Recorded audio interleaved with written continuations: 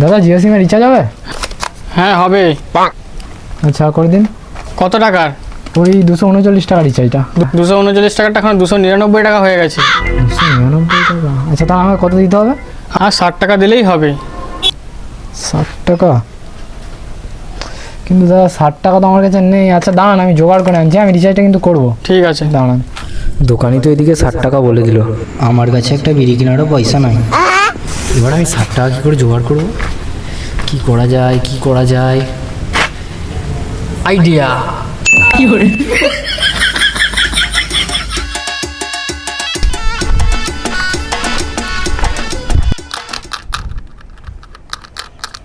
ও দাদা দাদা কিছু দাও, টাকা দাও। দুদিন ধরে গার্লফ্রেন্ডের সাথে কথা বলতে পারিনি।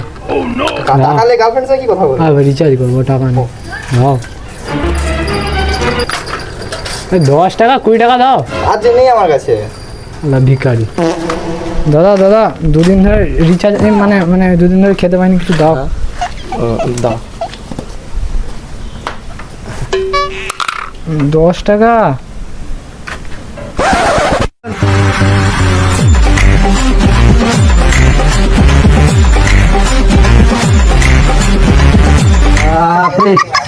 শালার কত বুদ্ধি করে শালা 60 টাকা ভিক্ষা করা গেল।